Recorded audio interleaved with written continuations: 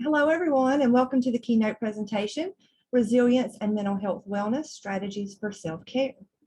Dr. Kimberlee Ratliff holds an EDD in Counseling Psychology, MED in School Counseling, and BS in Psychology. She is a clinical assistant professor at the University of Puget Sound and part-time faculty member at American Public University System, with 11 years of experience in higher education and 22 years of experience in counseling. She is a licensed mental health counselor in Washington State, a national certified counselor, national certified school counselor, and the 2019 National Active Minds Advisor of the Year. Her research interests include multiracial identity development, the impact of sociopolitical events on counselor-educator identity, suicide prevention, and mental health wellness. You're all set. Hey, wonderful. Thank you so much for the introduction and just having me here. I should say good afternoon. It is good morning my time, but I appreciate you being here today just to talk about something that's really passionate for me and I think has become even more intensified over the past couple of years with all of the things that we have happening in our world, both sociopolitically as well as COVID-19 and the impact it's had on higher education. So I'm going to share my screen here. As I'm doing that, I would love to know your position. So if you wouldn't mind dropping the chat and let me know if you're faculty, if you're staff, I would just love to know kind of where you're coming from so that I can meet the needs of the whole group. So if you would just drop in the chat your position. English professor, fantastic. Thank you, faculty. Okay, a lot of faculty, staff too. Okay. All right, great. So it looks like a bit of a mixture. Distance learning coordinator, awesome. Okay, psychology, you're going to know a lot of this already. Awesome, okay. And nursing as well. Yeah, this will resonate with nursing for sure. Well, thank you all for having me. And I just want to do it kind of a quick little test of where you feel like you are right now in terms of your own stress levels. And so if you take a look at this scaling question here, do you think you're on the low stress zone, or like between a 1 and a 3? Are you in that high stress zone currently, somewhere between 8 and 10, somewhere in the middle? Oh, so we've got low stress, we've got somewhere in the middle, some higher. Yeah, okay. A lot of mixture. A 15, kind of off the charts on this. So, yeah, absolutely. Thank you for chiming in and sharing kind of where you feel like you are at this current time. Let me see if I can get this chat out of the way.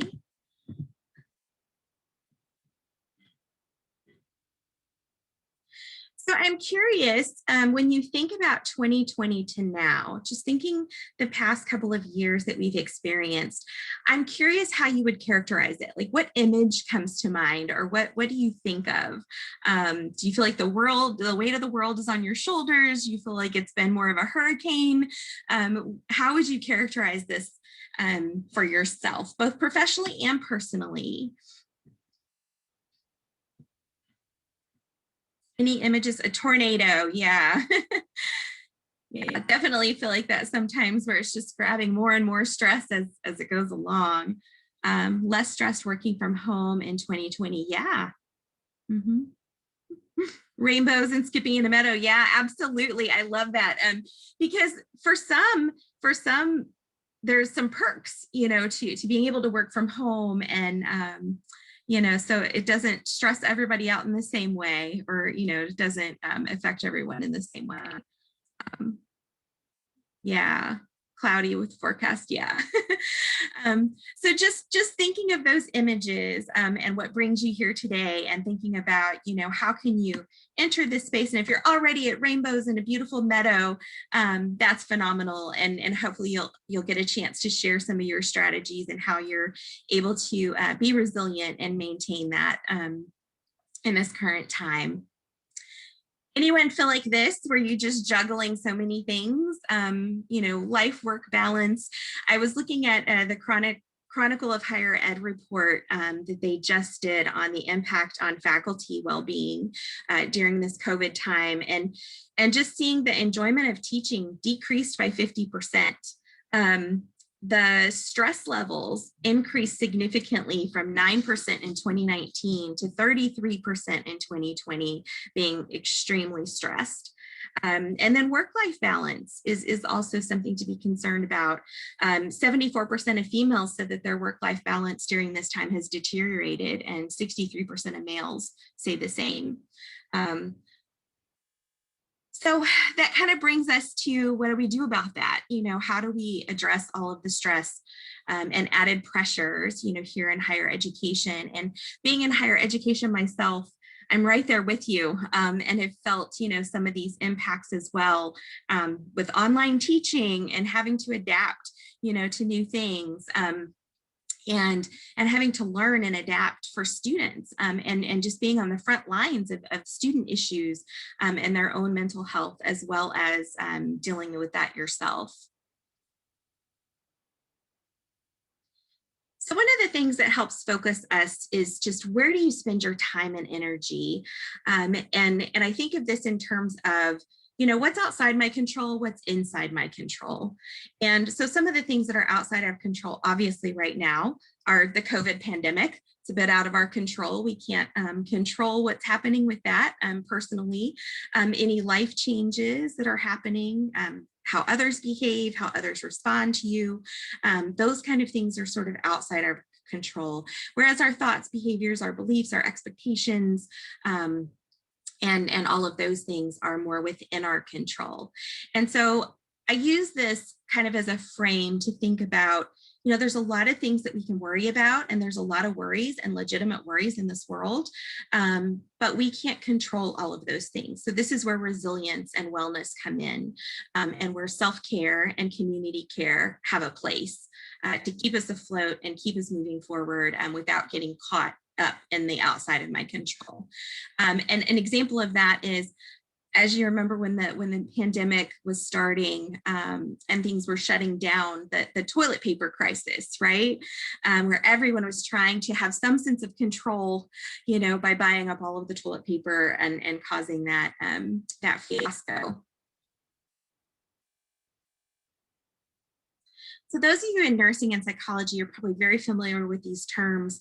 And so I don't want to give you a vocabulary lesson necessarily today, but I want to share something that has become a significant part of my own self-awareness and work, you know, in the past several years, and that's what's called professional quality of life. And we look at it through this model of compassion satisfaction and compassion fatigue. And what this looks like is, compassion fatigue is made up of a couple of things. Burnout, which is just high stress in the workplace, a lot of demands, you know, and chronic stress. And I just recently read that faculty in higher education institutions are now considered to be in chronic stress related to the pandemic. And then secondary trauma. So you may be working, whether you're faculty or staff, you may be working with students who are dealing with their own, you know, situations, either grief or just life events that happen that are unexpected. You yourself might be dealing with that as well. So you might be dealing with your own stuff on top of listening and trying to help students through this academic time that's very unusual. So those two things make up what's called compassion fatigue. And this is just a profound exhaustion. And so thinking of, you know, are there moments that you're just exhausted and you just want to go take a nap? That can be a sign, you know, that you're experiencing some compassion fatigue, or what we also, you know, refer to somewhat in terms of empathy, you know, when you're bearing the burden, you know, of others, you know, that can be very exhausting. The other side of the coin, though, is what's called compassion satisfaction. And that is a protective factor against burnout and compassion fatigue. And that is just you being able to find the good stuff in what you do, finding your purpose, feeling like what you're doing in helping is making a difference. And it's those rewards that you feel when you have compassion, satisfaction specifically. So that's kind of where we're headed. We want to be leaning toward that compassion satisfaction and away from compassion fatigue. So I want you to just take a look at these symptoms really quickly. I won't read them all to you, but there are some symptoms cognitively, emotionally, behaviorally, physically that you may experience related to compassion fatigue. So just take a quick look at these. This is not something you have to necessarily share with everyone in this group, but just get an idea of, are you experiencing some of these things? Have you experienced these things in the past year as you're ramping up for new semester, new start?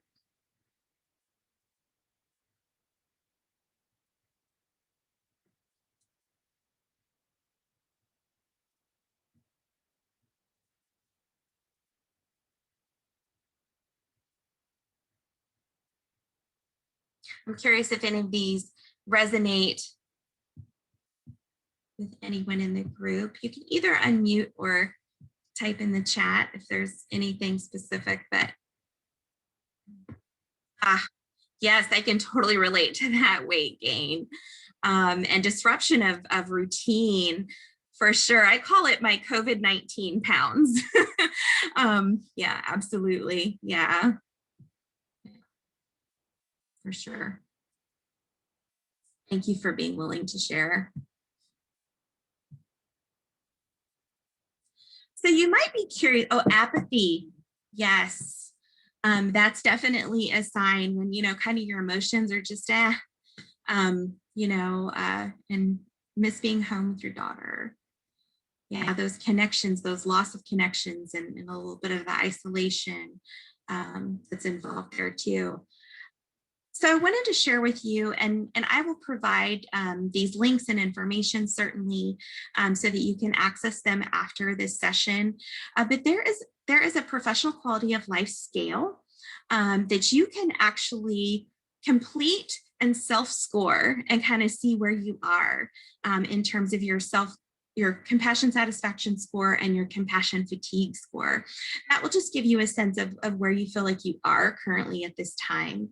And so this scale is something that as a counseling professional, I use this very often just to keep myself in check, to see how am I doing. I have to make sure ethically that I am functional and can help clients and don't walk into the room impaired. And so this is something that I do quite often. And in the helping professions, these are things that we normally do. And I think faculty and staff at higher education institutions are certainly helping professionals as well. And think this is valuable for you just to keep track of where you feel like you are and whether you need to revisit some self-care strategies or work on building a community of support. This is probably no surprise to anyone. You've probably heard these things many, many times before, but some of these keys to mental health are physical activity, a healthy diet, adequate sleep. That's been a little challenging during this time. Social connections, when you can't, see your family or, you're covered in masks, like all of these things, can kind of impair that social connection. Sense of purpose. That's a big one. Stress management, hope, and resilience. And so when we keep those things in mind, I think of resilience kind of like a smorgasbord of things, because in the literature, you're going to find several different keys to resilience. And it's not a one size all approach. And there are several things that you can be doing to build up your resilience or that communicate resilience. And what resilience is, of course, is adapting well in the face of adversity, in the face of trauma, tragedy, and significant sources of stress, which is something that we have been living in, for the past couple of years at least. Although I would argue this stress also existed prior to COVID, even though it's been heightened over the past couple of years. And intensified, it's just complicated things, but stress existed before that, and chronic stress existed before that as well. So some of these things with resilience, setting boundaries, mindfulness, practicing self-care, which we'll be talking about some today, problem solving skills, having effective problem solving, support systems and relationships, which the isolation has really kind of gotten in the way of, I think, in some ways, helping others. So altruism, is something that's really helpful to build resilience, engaging in self-discovery, expressing gratitude, and finding that sense of purpose, which is linked to compassion and satisfaction. So I share this picture that I took when we were in Hawaii, just to kind of think about this as resilience. And in this time that, there was a devastating, lava flow that covered a beautiful, beautiful beach on the Big Island. And out of all of the destruction, you see the palm tree, having life again, and really kind of creating something beautiful, even in the midst of a space of destruction. And so I think of our roles in here as faculty, as staff, working with students, that, to bounce back, we're kind of doing that right now. We're kind of shining through that, all of the things that have happened that have caused, chronic stress over the past several years. So what is the formula? This seems like a really simple formula for success is self-care plus collective care equals mental health wellness. And so we're going to dive into that a little bit and talk about this a little bit more.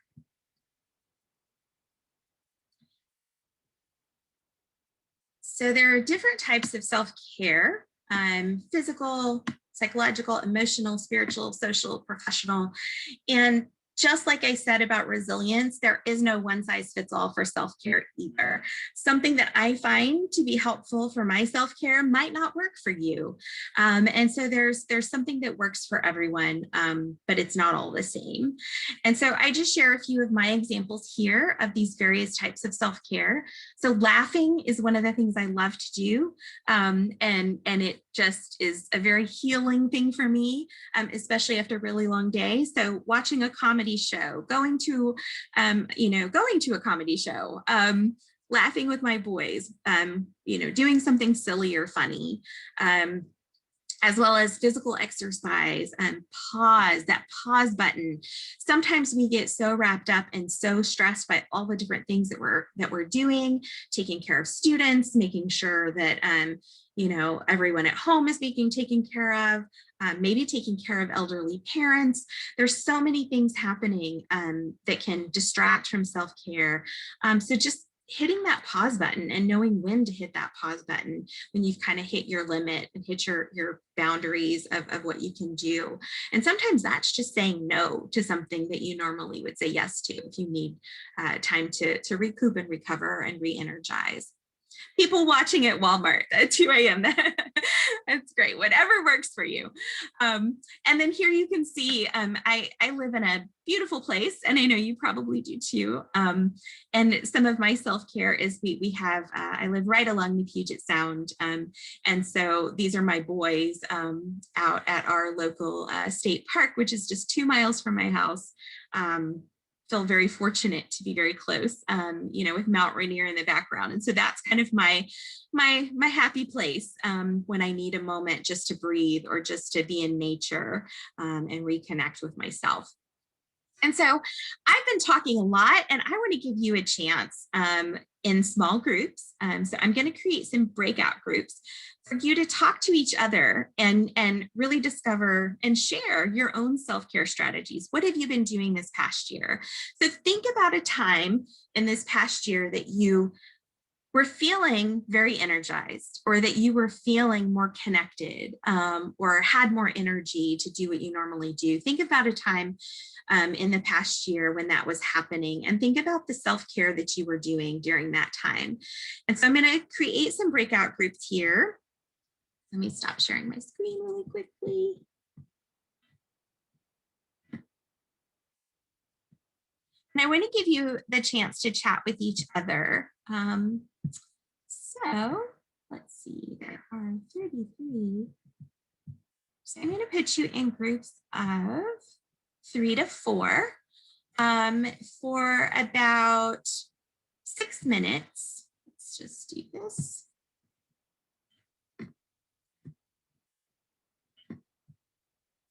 Just to share your own formula for self-care, and then we'll come back as a group in a moment.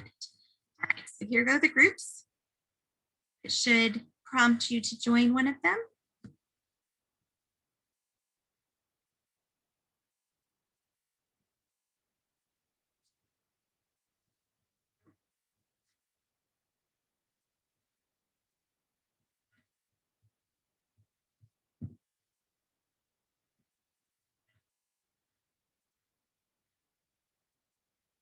Does anybody need help getting into a room?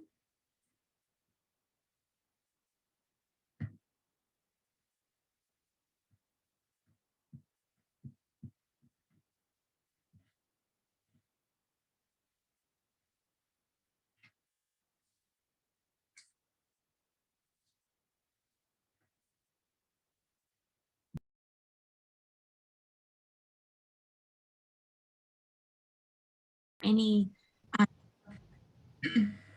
to share any self-care strategies that you talked about in your breakout groups, if anyone's willing to share. In our group, we sort of talked about mostly the common theme was exercise, like some form of exercise, like someone just said they do types of exercises. They didn't really go in detail. Another person said that they bike. I personally walk my dog and yoga and stuff like that. But the main thing that really caught my attention was we either said that we didn't really have like a self-care routine, meaning we don't do it every day, or that like with COVID, we don't really have time to do it. Yeah. Time is such a barrier, right? And thinking about, do I have time to do one more thing? Or I don't know if any of you have experienced this where your workday, you're so exhausted from the workday, it's like tiring to think about going out for a walk or going for a bike ride, or, you're just spent, some days, especially with the added workload and changes, that have been happening too. So you can see on my screen, caring for yourself in the face of difficult work. And I consider our work difficult, but rewarding. But some of the things that you can do, and I know this says 10 things to do each day. I would challenge that a little bit, that sometimes small steps are better than trying to do everything all at once, because you don't want to burn yourself out more, right? If you try to do too many things, I don't know if any of you set, at the beginning of the year, all these goals that you want to accomplish, and you're trying to do too much at once, and then it just all comes crashing down because it's just too much on your plate. But picking a couple of these things every day, is something that would be part of a routine. I like how you said that, like, maybe you do these things, but not really as part of a typical routine, and getting in the habit of doing. Any other self-care strategies you talked about in your groups that you'd like to share? I was in a group with Holly and Melissa and Laura. Laura was saying that she spends a good amount of time with her children, so that she gets a lot of satisfaction there. And Melissa was happy that concerts are opening, so she can kind of go to concerts now. And Holly said something that kind of stuck with me, and that was she used to work in 80 hours a week. Now she has reduced it to 37.5, which is an art, as you know. Yeah. And in order for me to get involved in self-care, I play music. So during the COVID especially, I had a lot of home recordings with my band members, and we put it on YouTube. And of course, with the disclaimer that if the sound is bad, it's because of that. We didn't want to admit that we're really bad. So, but so those were some of the thoughts in my group. Yeah, and I hear creativity there too, right? doing things and sharing them on YouTube, which, you might not really think about that. And before, being kind of on lockdown situations and limited, to more isolated activities. So still engaging in hobbies, still doing things. Funny disclaimer too, I like the joke in there. Adds a little bit of laughter and fun to some self-care too. Thank you for sharing. Anyone else want the opportunity to share what your group talked about? I'm impressed by that reduction of hours and how many, creative things went into that, and just boundary setting too, perhaps, and what you physically can do and emotionally can do.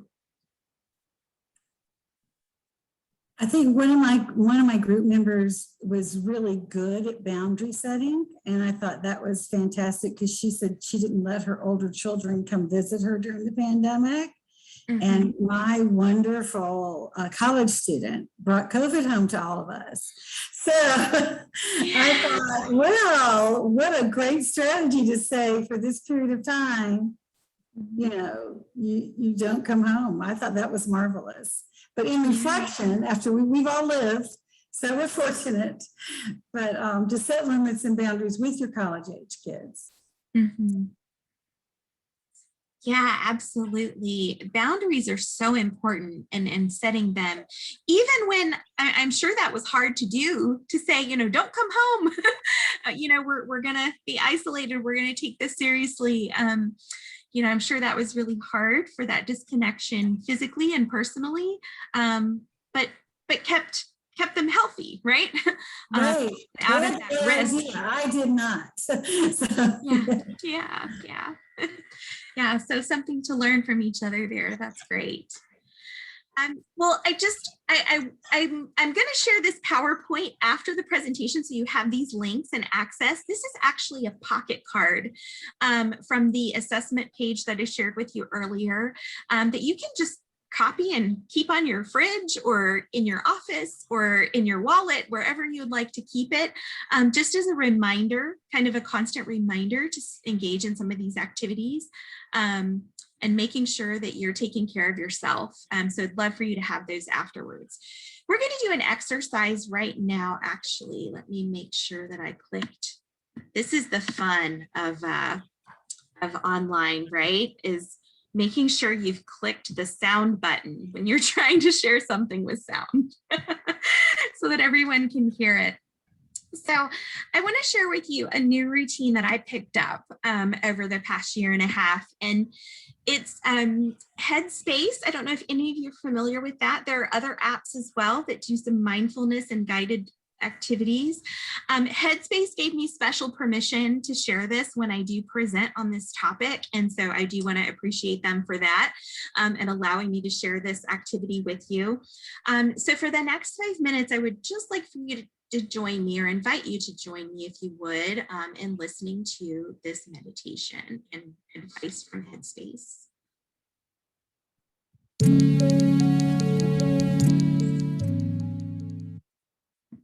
Oops, sorry. I clicked something wrong. Let me try that again.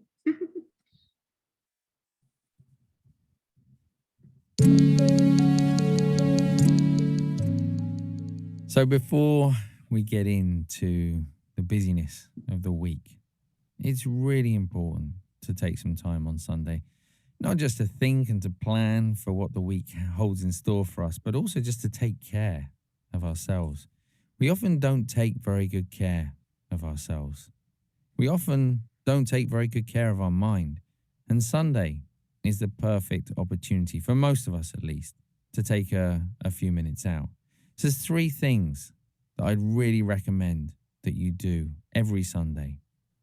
Find a short period of time to sit quietly, whether you call it meditation, reflection, sitting quietly, doesn't matter what we call it. The point is to take some time out, not to be distracted in any way, and just allow the body, the mind to decompress and unwind. The second thing, find something that you really enjoy. Do you remember the last time you really had a sense of play and joy? Even if it's just for 5 minutes, for 10 minutes, sometime during the day, reignite that spark. So many people I know can't even remember that feeling. Make the time, and it will make your entire week feel completely different. And then the last one, before you go to bed tonight, before the week even begins, just write down 1 or 2 things that you're grateful for. Sounds like a small thing. Sounds like it wouldn't make that much difference. It's surprising, not only how different it makes us feel today, but also how that carries in to the rest of the week. Right now, though, just take a moment or 2. Take a deep breath, breathing in through the nose, and then breathing out through the mouth. As you breathe out, if you haven't done already, just gently closing the eyes. Just feeling the weight of the body sinking down. Noticing how the body's feeling today. Respecting that, making sure you take time out if you need it. Starting to notice the breath and how the breath feels in the body today. Again, using the breath as a barometer, noticing how you feel, taking time out if you need it. And just staying with that feeling, with that movement. Knowing that you're going to commit to looking after yourself, the health of your mind, by taking some time out like this, by doing something that you really enjoy, something that makes you happy. And finally, by writing something down that you're really grateful for before you go to sleep tonight. For now, just bringing the attention back to that feeling of contact with the seat beneath you. Coming back to the sounds and the space around you. And whenever you're ready, just gently opening the eyes again.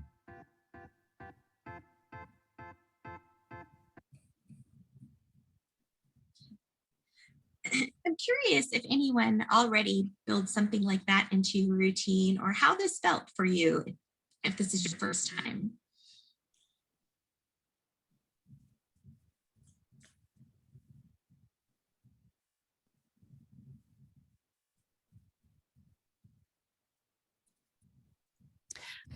I like that, but I actually start my day with, I have like a gratitude little journal that I write some of my gratitudes for the day. And then I jot down any other thoughts or feelings that I have, and then I take deep breaths. So it's, I do kind of a combination, but I find if I do that as soon as I get to work in the morning, my day ends up being a little bit easier. Thank you for sharing that. Mhm. Yeah, and using some of these strategies in any way that works for you. So kind of really focusing your mind on those gratitude things, it sounds like it's really helpful and makes the day a little bit easier. Yeah, thank you. Anyone else do something similar to this, or use a different app that you feel like works pretty well for you?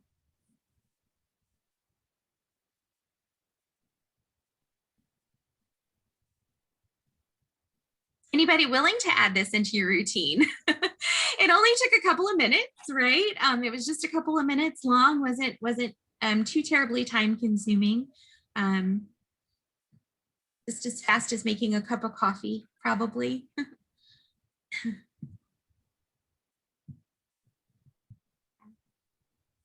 So I want to share a couple of other new habits that can be helpful to build into your day and really help you increase this resilience and your mental wellness, as well as just help you to have that easier day.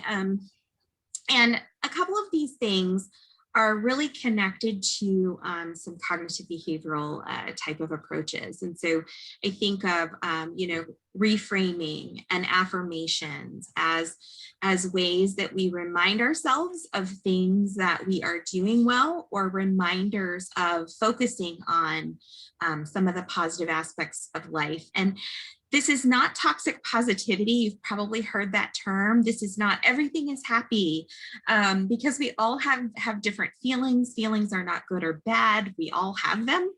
And so this is not a way to dismiss your feelings in any way, but providing some affirmations, such as, I used to use sticky notes. I do still occasionally, when I was going through just a really difficult time during this pandemic, and just kind of reminding me of my purpose and focus.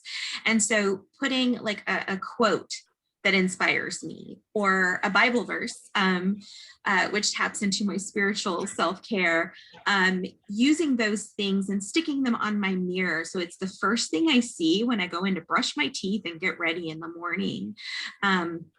And keeping that routine there.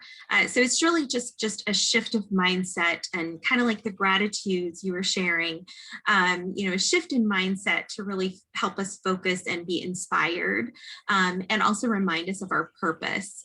Another thing that I've been doing for a really long time, because if you work in higher education, there are tough days. There are days that you might get blamed for something that is not your fault, that's something outside of your control, right? When we think about the inside and outside of our control. Or there might just be a difficult day where you're just struggling to keep up with deadlines, or to meet student needs, or whatever it might be. And I keep what I call a sunshine file. Before the computer age, I used to have this in a bright yellow folder, and put different items in there that just reminded me of my purpose and what I'm doing. And so the sunshine file is similar to that. And now I keep it on my computer, on my desktop. But anytime that there's an affirmation or something from my supervisor, or a student, if a student sends me an email, and lets me know something really worked well for them and they just appreciated it, I'll put that in my sunshine file, and kind of use it as my cognitive space of when I start to have self-doubt, or feeling like I'm not doing enough or not doing things right. I can go to the sunshine file and remind myself of the things that are working well, and remind me of my purpose at the same time, which helps build resilience, and getting through the tough days. The other thing here that I love from therapistaid.com are these little prompts that can be used as journal prompts, or a discussion with a friend, or you can cut these up and make a game out of it, and do it with the family at dinner. There's lots of ways to use these, and really just focusing on, describing something that made you laugh, describe something you're thankful for, which is back to those gratitudes, or something that made you happy, or describing a challenge that you overcame, and what strengths did you use when you overcame that challenge that you want to remind yourself of. And also taps into a little bit of self-compassion, that, we're all human, we all make mistakes. We learn from those mistakes, hopefully, but just kind of tapping into, we're all human, these things happen, and giving yourself some self-compassion in that work as well. Does anyone use any of these strategies already, or have other creative ideas or habits that you've built in that you think have been really successful? My job actually does something that's really cool. I work at Horry Georgetown Tech, and one of the people that work at HR sends, it's called Thursday Positivity, and she'll send like a video, or she'll send a quote. And I have to be honest, sometimes I'm so busy, I just delete them. Yeah. But now I'm gonna like actually look at it and maybe like use the video or the quote, for the week or the upcoming week, and so forth. But that sort of ties into what you were saying. Mm-hmm. Yeah. So finding though, it's great. It sounds like that they're already building those things in, of inspiring quotes and things to help you get through the day or even the week. Other ideas?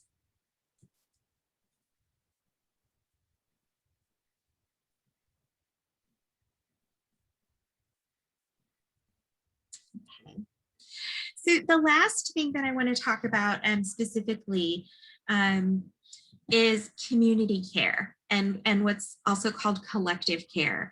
That, taking care of ourselves is one piece of the puzzle. It's just one part of it. But as we have teammates and colleagues and people that we rely on at work, we also need to think of this in terms of the we, in terms of us all together, and that you're not on your own. And so I just want to invite you to think about right now, and you can write this down if you want. I want you to think about, do all of you know who the Avengers are? Please tell me yes. Avengers, yeah, they're superheroes, right? They're this team of superheroes. And so I want you to think about, who is your Avenger team at work? Who are your Avengers that you work with every day? Who checks on you? Who do you check on? And I just want you to think about those people right now, and maybe write their names down as well, and thinking about not only caring for self, but caring for each other. And think about who that Avenger team is in your workplace. Does everybody have people in mind?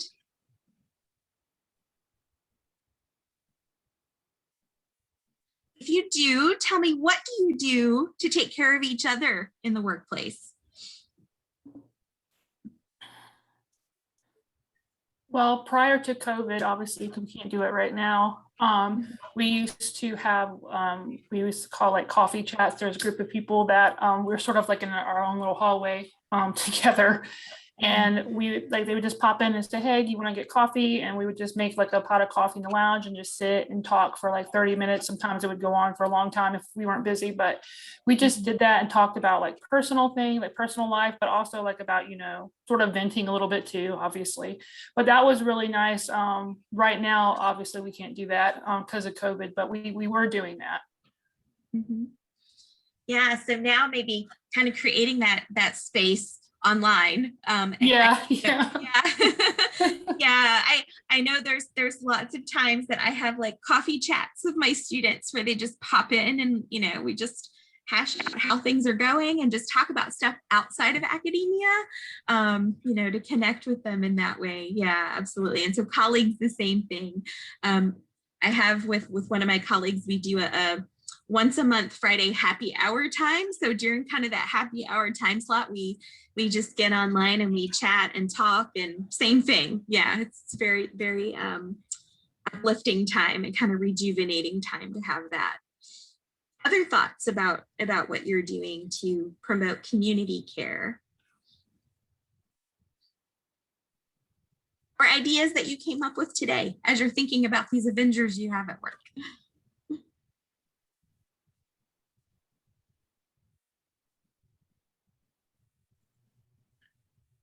Kim, I check on people frequently. Yeah. And, but I'm always fearful that obviously we live in a capitalist society, and we are very busy with daily tasks, and we do a lot more than our daily time really allows. So I'm prefacing all that to say that most of the time when you check on people, they feel like you need something. So I often have to say, hey, I just wanted to see how you are. I don't want anything. Because these days you really have to be careful with language and, expressions and so forth. So, but I've noticed, and this is not, I don't want any sympathy or empathy, but less people check on me. This is true with my family. It's true with my friends. I can carry on a conversation with a homeless person for 2 hours, and I will not be in a hurry to leave him. So I'm saying all of this not to self-promote. I'm saying all of this to say, let's take chances. Let's live dangerously. How harmful is it to check on your friends and people that you think highly of, or not even highly of? Somebody who just moved down the hall from you in the new office, just check on them and have a conversation without having any ulterior motives in mind. Just connect humanly. Just And I'm sure we all are capable people. Everybody's professional. I'm looking at this panel and I see a lot of very competent, highly educated, compassionate people. We have a lot to offer to each other as well. And on a couple of slides prior to this, you put something on that check on a colleague. You just have to, because as you're sitting in your little cubby in your office with the door shut during COVID, it's a really, really, really cool thing to knock on somebody's door and say, I just stopped by to say hello. And let's take a chance, let's build bridges, regardless of ideological, political, gender, whatever. So I'm talking a lot. So let's jump the hoop. Yeah, no, I love it. Thank you for sharing that and taking that chance and leaping into courage, right? And at the same time, think about those who right now we're feeling in many cases more isolated, right? And more and even divided across the country, right? In these divisive little spaces. And so what would we lose by saying, hey, I'm just checking on you. I have no agenda. I don't have a deadline you need to meet. There's nothing you need to give me. Let's just chat. How are things going?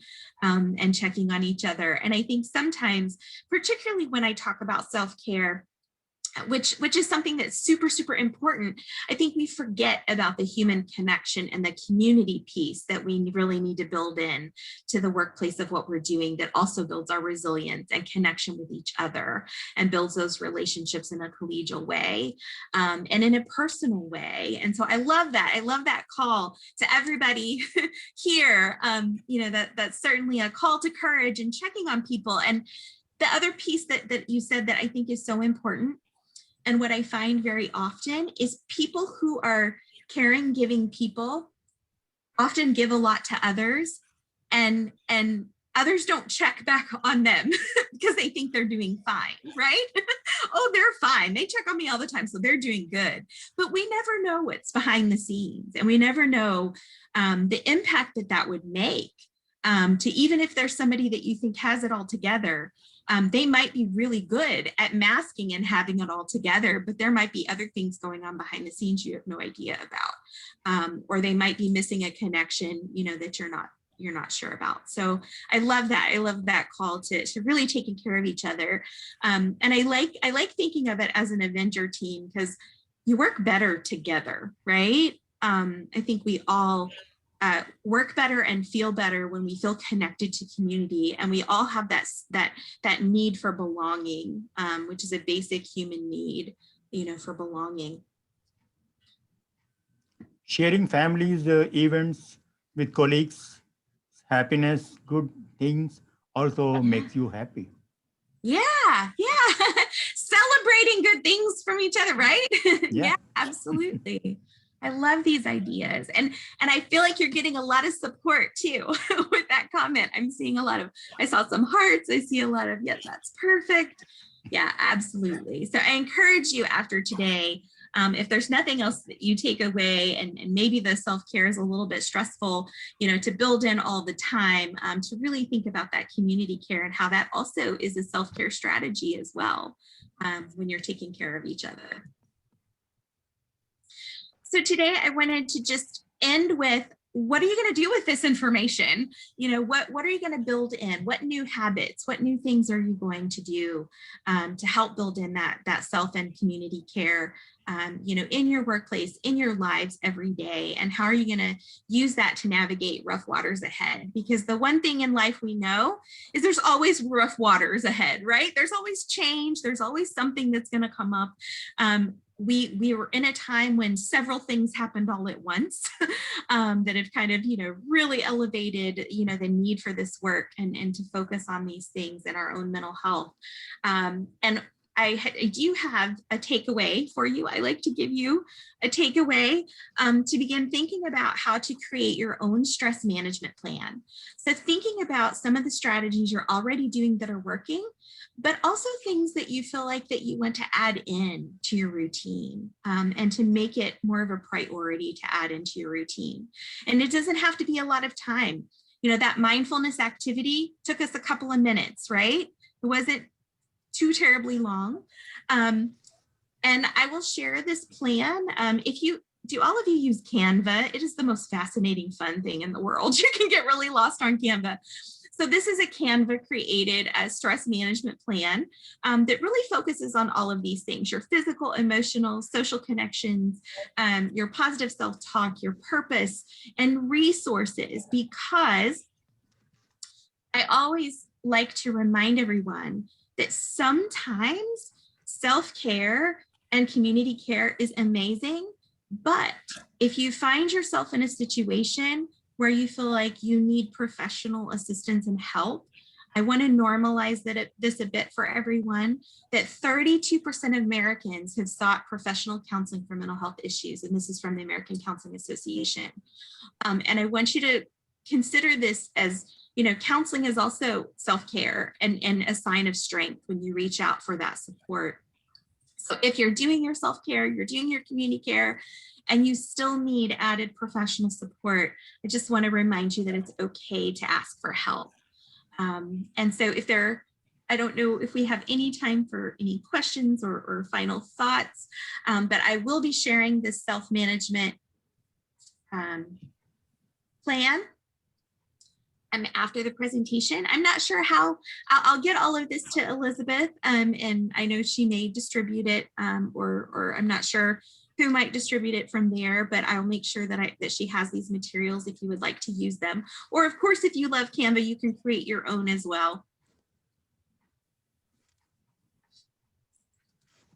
Yes, and please share the plan with your community of support. So people that are not here, that would be a beginning discussion for taking care of each other and building in that community care, is by developing your plans together.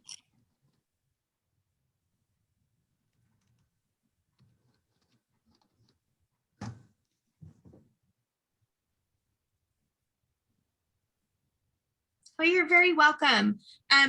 Does anyone want to share a habit or a strategy that you're going to try out, something that you're going to add into your routine as we finish up?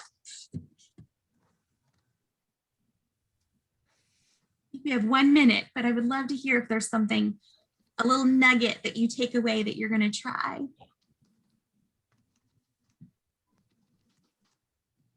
You had put in one of the slides, Kim, that like eat enough. So right after this session, I'm going to go take myself to McDonald's to have a soft vanilla cone. That sounds good. It does sound good. Anybody going to join you? Sure. Well, I'm in South Carolina, kind of hard. I asked some people but they already had cupcakes after lunch, so. Had their indulgence for the day. Yeah.